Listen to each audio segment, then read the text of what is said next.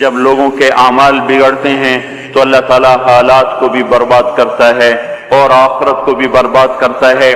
مال نے نہ کسی کو اللہ کی بارگاہ میں پہلے عزت دلائی، نہ آج عزت دلا سکتا ہے۔ دنیا کے اقتدار نے نہ پہلے کسی کو کامیاب کیا، نہ آج کسی کو کامیاب کر سکتا ہے۔ یہ میرے بھائیوں آج کا دھوکہ ہے کہ ہم اپنی منشاہی پہ چل رہے ہیں اور ہمیں اللہ کے دستور کا پتہ نہیں ہے کہ اللہ تعالیٰ کن چیزوں سے راضی ہے، کن چیزوں سے ناراض ہے، کس پر اس کی پکڑ آتی ہے، کس پر وہ معاف کرتا ہے۔ اس لیے یہ ساری دنیا کے انسان انتہائی خطرے میں چل رہے ہیں کہ یہ وہ سارے اعمال جن پر اللہ تعالیٰ ناراض ہوتا ہے وہ پورے فیصل آباد میں ہیں، ہر محلے میں ہیں، ہر بازار میں ہیں، پورے پاکستان میں ہیں، پوری دنیا میں ہیں، پورے بر اعظم میں پھیلی ہوئی انسانیت آج للکار رہی ہے اللہ کو۔ کبیرہ گناہوں کے ساتھ زمین کو بھر دیا ہے۔ ظہر الفساد فی البر والبحر بما کسبت ایدی الناس، اور اللہ اپنی سنت قرآن کے ذریعے سے بتاتا ہے کہ جب تم جیسی قوموں نے جب تمہارے جیسے اعمال اختیار کیے تو یہ سنو، ایک قوم تم سے پہلے آئی نوح علیہ السلام کی، جنہوں نے زمین کو کفر سے بھر دیا، الٹا میرے نبی سے کہنے لگے فاتنا بما تعدنا ان کنت من الصادقین، وہ عذاب لاؤ جس سے تم ہمیں ڈراتے تھے، اور وہ عذاب لاؤ جس کا تم نے وعدہ کیا ہوا ہے۔ پھر ہمارا وہ دن آیا، ففتحنا ابواب السماء بماء منہمر وفجرنا الارض عیونا فالتقى الماء على امر قد قدر، آسمان کے دروازے کھولے، زمین کو چشمے بنا دیا۔ یہ نہیں کہا کہ زمین سے پانی نکل کر، فجرنا الارض عیونا، ہم نے پوری زمین کو چشمے بنا دیا، روئیں سے پانی ابلنے لگا، اور آسمان سے پانی گرا، زمین سے پانی نکلا، اور ساری کائنات میں وہ پانی پھیلا۔ ایک تفسیر میں نے پڑھا کہ اللہ تعالیٰ کہ اگر اللہ تعالیٰ اس دن کسی پہ رحم کرتا تو ایک عورت پہ رحم کرتا جو بچے کو لے کے بھاگ رہی تھی کہ کوئی جائے پناہ ملے اور میں بچ جاؤں، اور وہ بھاگتے بھاگتے ایک اونچے پہاڑ پہ چڑھی، جس سے اونچا پہاڑ کوئی نہیں تھا، پیچھے سے پانی آیا، اس نے پہاڑ کو جو ڈبویا، پھر اس کے پاؤں پر چڑھا، پھر اس کے سینے پر آیا، جس نے بچے کو اوپر کر لیا، پھر اس کی گردن تک آیا تو اس نے بچے کو یوں اپنے سر سے اوپر کر لیا کہ شاید بچہ بچ جائے، بر پانی کی موج نے نہ بچے چھوڑے نہ بڑے چھوڑے، سب کو برابر کر دیا، یہاں تک کہ ان کے اپنے بیٹے کو اللہ تعالیٰ نے سامنے وحال بینہم الموج فکان من المغرقین، سامنے ہلاک کیا۔ 3 آدمی غار میں چھپ گئے اور اوپر پتھر رکھ لیا کہ یہاں تو پانی نہیں آئے گا، چاروں طرف جو پانی کا تماشا دیکھا، اندر بیٹھ گئے۔ تھوڑی دیر میں تینوں کو تیز پیشاب آیا اور بے قرار ہو کر پیشاب کرنے بیٹھے، اللہ نے پیشاب کو جاری کر دیا، اور وہ پیشاب کرتے کرتے کرتے اپنے ہی پیشاب میں غرق ہو کے مر گئے۔ جو کام قوم نوح کرتی تھی وہ کام آج ہو رہے ہیں، ساری دنیا میں ہو رہے ہیں۔ قوم عاد آئی، بڑی طاقتور، یہاں تک کہ للکارنے لگے من اشد منا قوہ، کوئی ہے ہم سے بڑا طاقتور تو لاؤ نا، ہمیں کس سے ڈراتے ہو؟ ان نقول الا اعتراک بعض آلہتنا بسوء، ہمارے خداؤں نے تیری عقل خراب کر دی ہے، ہم سے تو بڑا کوئی طاقتور نہیں ہے۔ تو اللہ تعالیٰ نے فرمایا اولم یروا ان الذی خلقہم هو اشد منہم قوہ، اے ہود انہیں بتاؤ جس نے تمہیں پیدا کیا ہے وہ تم سے زیادہ طاقتور ہے۔ تو جب اللہ تعالیٰ کی طرف سے وہ حجت پوری ہوئی اور اپنے تکبر میں بڑھتے رہے، نافرمانی میں بڑھتے رہے، تو اللہ نے عذاب کا دروازہ کھولا، قحط آ گیا، انسان ایسے بھوکے، اور وہ انسان ہماری طرح تو تھے نہیں، 40 ہاتھ قد ہوتا تھا، 30 ہاتھ قد ہوتا تھا، 800 سال 900 سال عمر ہوتی تھی، نہ بوڑھے ہوتے تھے، نہ بیمار ہوتے تھے، نہ دانت ٹوٹے، نہ کمزور ہو، نہ نظر کمزور ہو، جوان تندرست توانا، صرف موت آتی تھی، اس کے علاوہ کچھ نہیں ہوتا تھا انہیں۔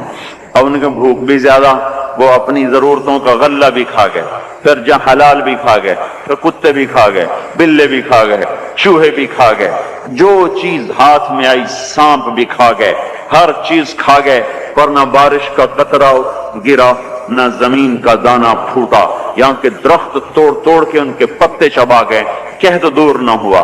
تو پھر انہیں ایک وفد بھیجا، بیت اللہ بھیجا کہ ہمیں بارش دو.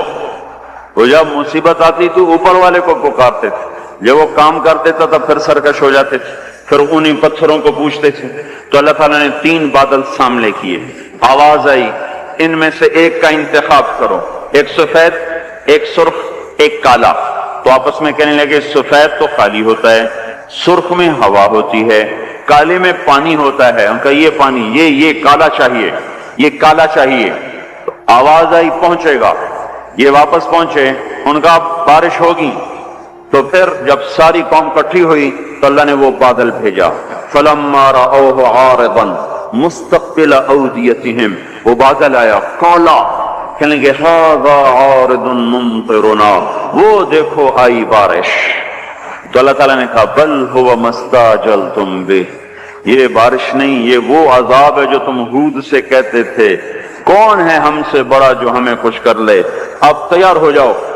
ریح فیہا عذاب علیم تدمر کل شیء بامر ربها.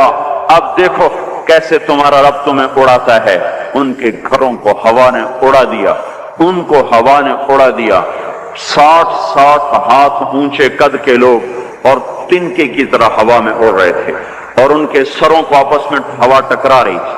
وہ گھومتے تھے سر ٹکراتے تھے، گھومتے تھے سر ٹکراتے تھے. بعض لوگ بھاگ کے غاروں میں چھپ گئے تو ہوا کا بگولا ایسے زوردار طریقے کے ساتھ غار کے اندر جاتا اور پھر ایک دھماکے کے ساتھ ان کو باہر نکالتا، پھر ان کو ہوا میں اچھال دیتا گیند کی طرح، پھر ان کے سر آپس میں ٹکراتے ٹکراتے ٹکراتے ان کی کھوپڑیاں پھٹ گئیں اور ان کے بھیجے ان کے چہروں پہ نکل آئے.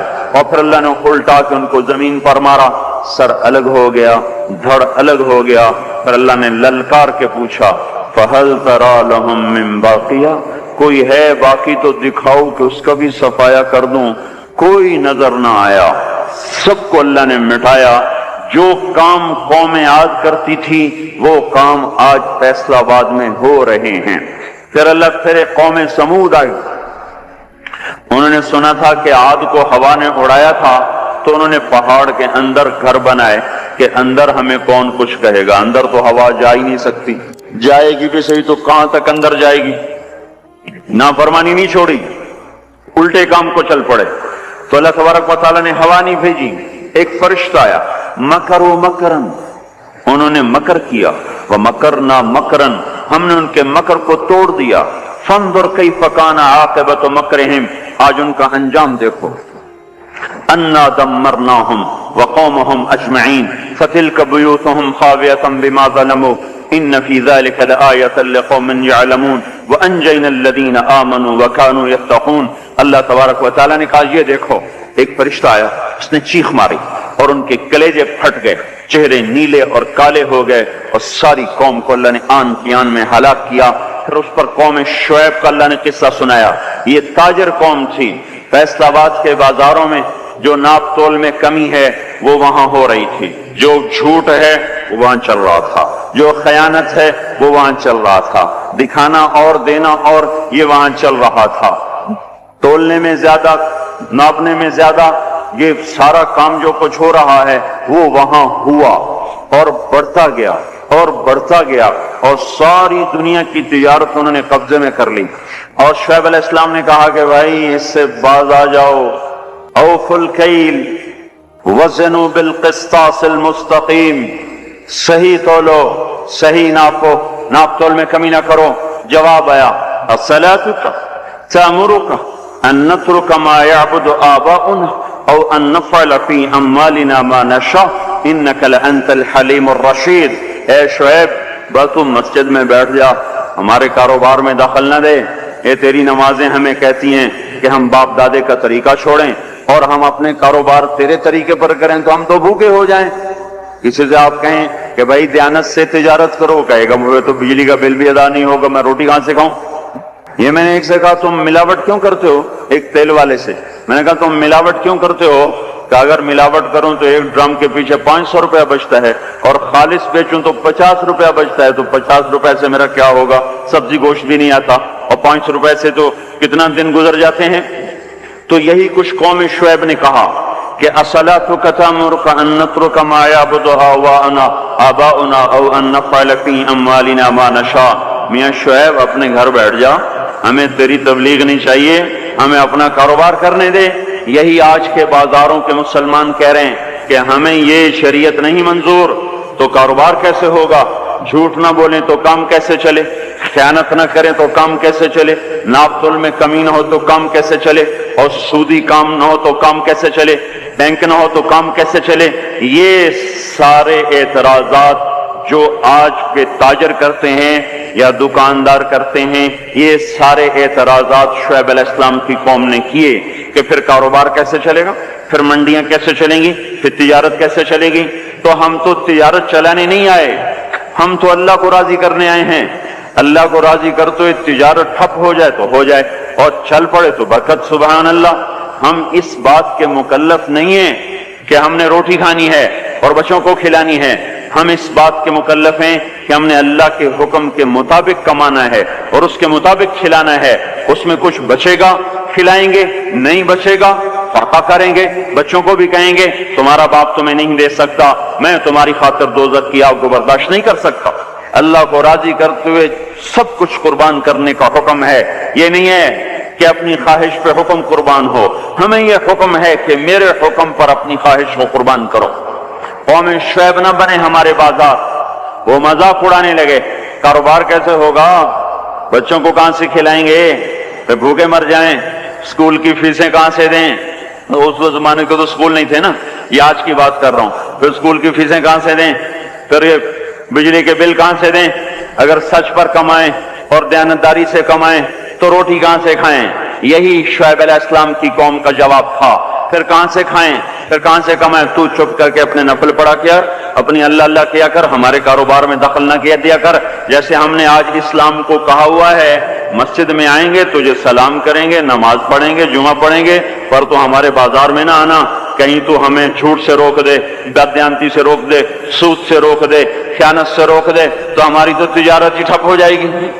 تو اللہ تبارک و تعالیٰ نے اس قوم پہ 3 عذاب مارے۔ یہ پہلی کافر قومیں تھیں، ان پہ ایک ایک عذاب آیا۔ یہ کافر کے ساتھ بددیانت تھے، لوگوں کا حق بھی لوٹتے تھے، تو اللہ نے ان پہ 3 عذاب مارے۔ اخذتهم الرجفۃ، زلزلہ، اخذ الذین ظلموا الصیحۃ، چیخ، اخذهم عذاب یوم الذلہ، بارش کس چیز کی؟ انگاروں کی بارش۔ ہماری جماعت شعیب علیہ السلام کے قوم کے علاقے میں گئی ہے، وہ اتنا ٹھنڈا علاقہ ہے کہ جب ہم وہاں سے گزرے تو اتنی برف پڑی ہوئی تھی، اتنی یعنی تقریباً 3 فٹ برف پڑی ہوئی تھی، ایسا ٹھنڈا علاقہ۔ اللہ نے ایک گرم ہوا بھیجی، وہ جھلس گئے، تڑپ گئے، آبلے پڑ گئے۔ تو اس کے بعد ایک قدم ہوا ٹھنڈی ہوئی تو سارے بھاگ کے باہر آئے کہ شکر ہے ٹھنڈی ہوا آئی، اوپر سے بادل آیا کہ شکر ہے بادل آیا۔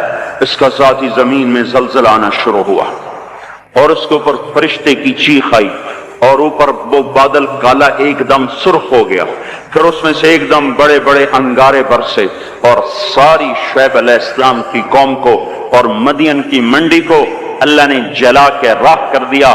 اگر یہ بازاروں والے توبہ نہیں کریں گے تو مجھے ڈر ہے کہ کہیں ان منڈیوں پر بھی وہ انگارے نہ برس جائیں جو مدین کی قوم پہ برسے تھے۔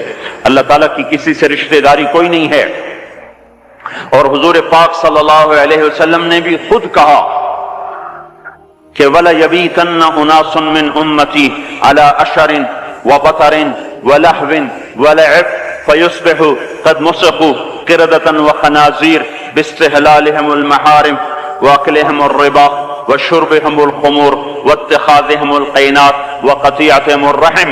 ایک زمانہ آئے گا میری امت بڑی عیاش ہو جائے گی، بدمعاش ہو جائے گی، ناچ گانے کی رسیا ہو جائے گی، گانے بجانا ان کی گھٹی میں پڑ جائے گا، اور اس حال میں ایک رات ایسی آئے گی کہ رات کو انسان سوئیں گے، صبح اٹھیں گے تو بندر اور خنزیر ہوں گے، اور یہ اس وجہ سے ہوگا کہ انہوں نے حرام کو حلال کر دیا ہوگا، باستحلالہم المحارم، انہوں نے حرام کو حلال کر دیا ہوگا، وَأَكْلِهِمُ الرِّبَا، اور سود کو ڈٹ کے کھاتے ہوں گے، وَلُبْسِهِمُ الْحَرِيرَ، اور مرد ریشم پہنیں گے، سونے کی انگوٹھیاں، سونے کی چینیں نوجوانوں نے گلے میں لٹکائی ہوئی، سونے کی چین، سونے کی انگوٹھی، یہ کون سی لذت ہے اس انگوٹھی کے پہننے میں جو اللہ کو بھی للکارا ہوا ہے اور اس کے رسول کو بھی للکارا ہوا ہے۔ آپ نے ایک دفعہ ارشاد فرمایا، کاش میری امت کے نوجوان ریشم استعمال اور سونا استعمال نہ کریں، یا لیت امتی لم تلبس الذهب، کاش کہ میری امت سونے کا استعمال مت کرے۔ اب بتاؤ، دیکھو کتنے ہیں نوجوان جو ایسے شوق میں، کچھ کو پتہ ہی نہیں کہ یہ اتنا بڑا حرام ہے، جن کو پتہ ہے تو نہ اللہ کا پتہ ہے، نہ روکنے والے کا پتہ ہے، نہ اس کی سزا کا پتہ ہے، لہذا چل رہی ہے گاڑی۔ تو یہ کس پہ ہوگا کہ حرام کو حلال کر دیں گے، سود کو کھائیں گے، ریشم پہنیں گے، سونا پہنیں گے، شراب پئیں گے اور گانے بجانے میں مست ہو جائیں گے، اور رشتے ناتوں کا لحاظ ختم ہو جائے گا، ماں باپ کی تمیز ختم ہو جائے گی، بھائی بہن کی تمیز ختم ہو جائے گی، بڑے چھوٹے کا وقار ختم ہو جائے گا۔ جب یہ ہوگا تو یہ بھی ہوگا کہ یہ بندر اور خنزیر بنا دیے